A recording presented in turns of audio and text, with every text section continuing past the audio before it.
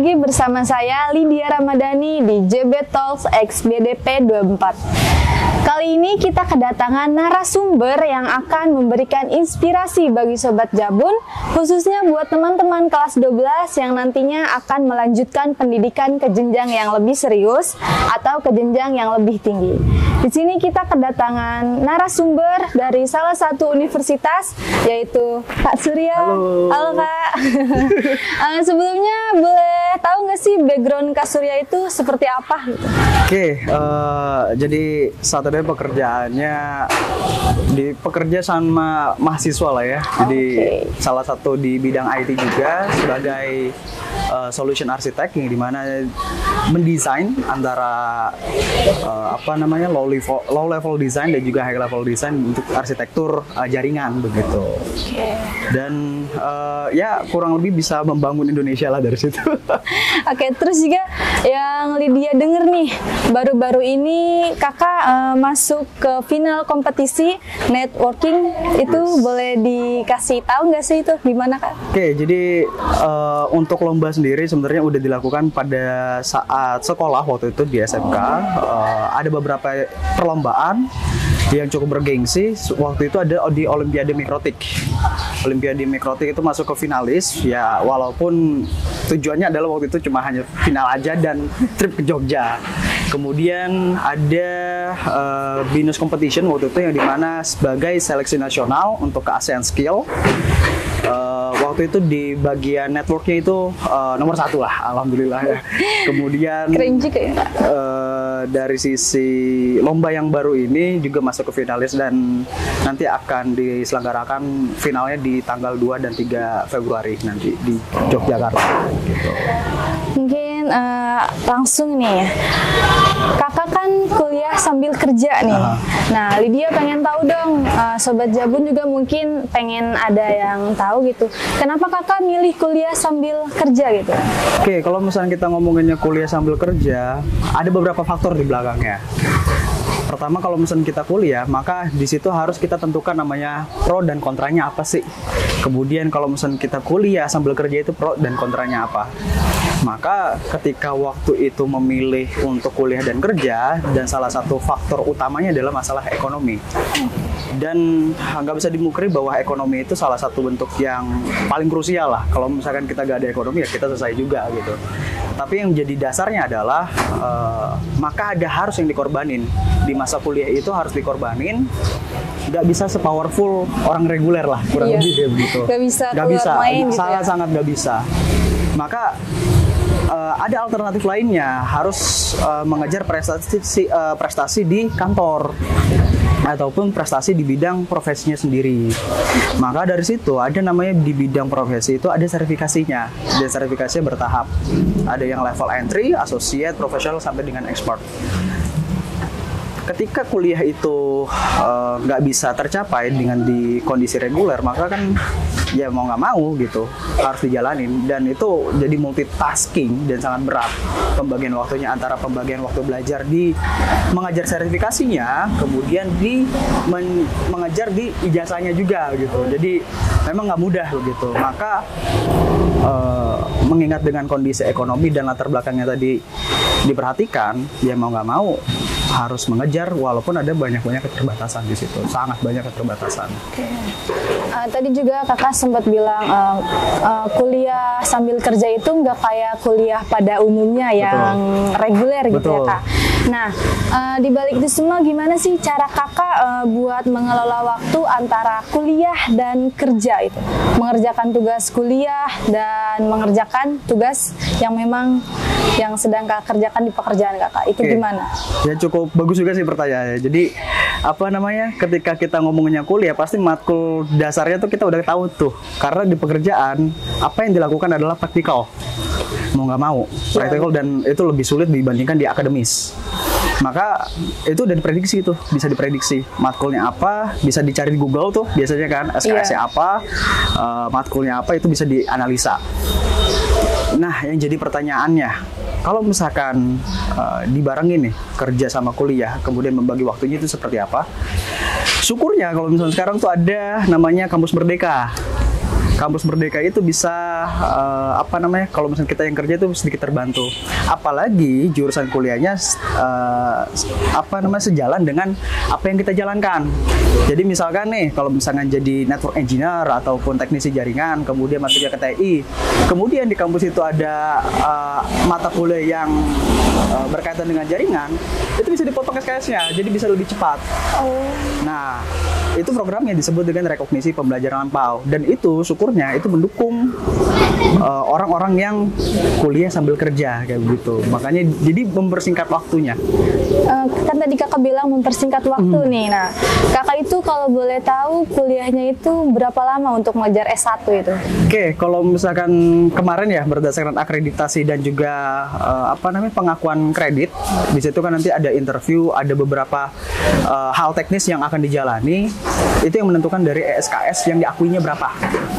Maka balik lagi ke kompetensi orang tersebut. Kalau misalnya emang capable terkait dengan pengakuan kreditnya, maka pengakuan kreditnya akan diakui cukup banyak.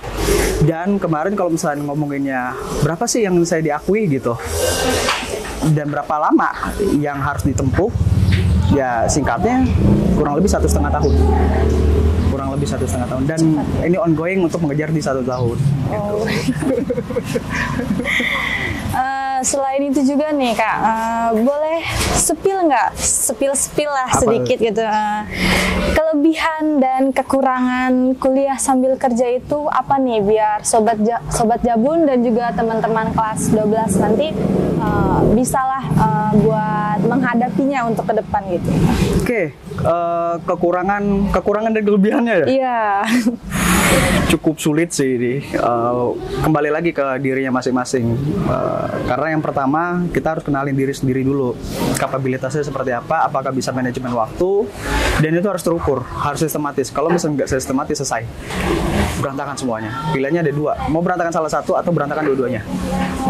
Jadi harus benar-benar sistematis. Maka ketika melihat dari kekurangannya, kita yang ngomongin reguler ya. Iya. Tanpa underestimate atau merendahkan, rata-rata yang dicari saat ini adalah untuk orang yang bekerja, pengalaman kerja, dan cukup sulit untuk yang fresh graduate. Rata-rata ya, bahkan bisa dicek aja di LinkedIn ataupun Jobstreet ataupun website-website lainnya, itu yang dicari adalah pengalaman. Maka ketika lulus dari kuliah dan gak punya skill yang benar-benar keahlian gitu, akan sangat sulit sekali. Maka ketika di reguler itu waktunya mengejar akademis, semuanya harus dikejar karena waktunya itu cukup panjang. Jadi kalau misalkan tidur 8 jam mungkin bisa dikurangi 5 jam. Mungkin bisa ngambil sampel dari Pak Habibie lah gitu.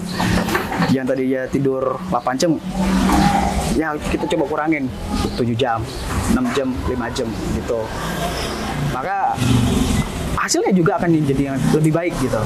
Nah sekarang yang jadi pertanyaan, kalau misalkan orang yang kuliah sambil kerja, waktunya akan sangat tipis sekali. Maka yang mengejar akademisnya bagaimana pada saat jam kerja kosong. Nggak setiap waktu itu jam kerja itu selalu padat kan. Katakanlah ya dari masuk kerja sampai jam istirahat kita input data apa segala macam ataupun buat dokumen. Maka di jam-jam ada beberapa jam yang kosong dan itu bisa dioptimalisasi. Maka balik lagi di manajemen waktu yang harus komprehensif dan juga sistematis. Berarti itu soal manajemen waktu ya, betul waktu sekali. yang kita kerjakan seperti apa, antara kuliah dan bekerja seperti apa gitu. Oke. Sebelum itu saran kakak buat teman-teman kelas 12 nih, ataupun buat teman-teman sobat Jabun yang nantinya pengen kuliah sambil kerja itu seperti apa kalau boleh? Oke, kalau misalkan melihat dari SMK ya, maka ini berkaitan dengan sekolah vokasi. Kita harus tahu dulu apa sih sekolah vokasi ini. Sekolah vokasi kan adalah sekolah keahlian. Maka ada 2 yang dibedakan antara pekerjaan dan juga profesi. pekerja itu apa dan profesi itu apa. Pekerja itu sesuatu hal yang umum dan semua orang bisa dilakukan.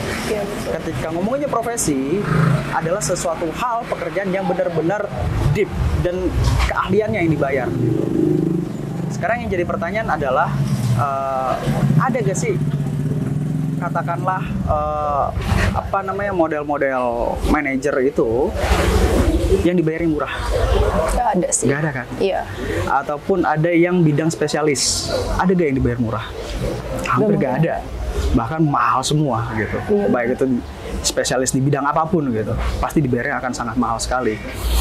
Maka ya cari ilmu spesialisnya sendiri-sendiri gitu. Caranya gimana? Kenalin diri sendiri, maunya kemana fokusnya. Apakah mau bidang jaringan, maka fokuskan bidang jaringannya mau seperti apa. Apakah bidang jaringannya ini mengikuti dari produk ataupun mengikuti dari high level. Kalau misalnya mengikuti produk, kita ambil contoh adalah Mikrotik. Mikrotik punya sertifikasinya, ada MTCNA, MTCRE, dan yang paling tinggi kalau nggak salah di MTCine. Ikutin dari situ. Kemudian kalau misalkan dari high level, ngikutin dari based on jurnal. Apa sih yang akan relevan di masa depan? Maka ada sistematis prediksi waktunya di situ. Gitu, balik lagi ke situ. Maka untuk anak-anak SMK dan juga sekolah vokasi disarankan belajar dengan giat. Temukan spesialisnya. Walaupun belajar dari pagi dan pulang sampai malam, it's okay. It's okay. Ada kata-kata menarik yang waktu itu saya buat. Apa tuh, Kak? Ketika saat ini sedang merasakan perihnya belajar, mungkin saat ini dunia juga tersenyum karena kamu sedang belajar juga. Gitu. Jadi ya nikmatin aja masa belajarnya, kurang-kurangin untuk main apa segala macam, karena ya siapa tahu selesai dari sekolah dapat pekerjaan yang proper, layak, waktunya main-main gitu. Jadi bukan sekarang waktunya main-main, nanti aja. Karena kalau misalnya kita nge-refer dari negara-negara lain, contohnya China ya. China itu untuk masa sekolah itu digembleng habis. Makanya kalau misalnya lihat dari perkembangan sekarang di China itu luar biasa. Modern sekali. Bahkan kita yang kita nggak tanpa sadari itu sangat-sangat modern sekali. Beda jauh dengan Indonesia. Beda jauh. Dari segala jenis pendidikan, ekonomi, sosial itu akan berbeda jauh gitu. Maka ya balik lagi, orang yang dipandang adalah orang yang berpendidikan gitu. Yang jelas harus berpikir dong. Kalau nggak berpikir ya selesai. Oke, Sobat Jabun dan teman-teman yang sedang menonton, mungkin itu saja isi dari JB Talks kali ini. Semoga menginspirasi kita semua. Baik, untuk Kak Surya, terima kasih atas waktunya, dan juga terima kasih atas inspirasi yang telah Kakak tuangkan untuk Sobat Jabun dan juga teman-teman kelas 12. Oke, makasih Kak. Sama-sama.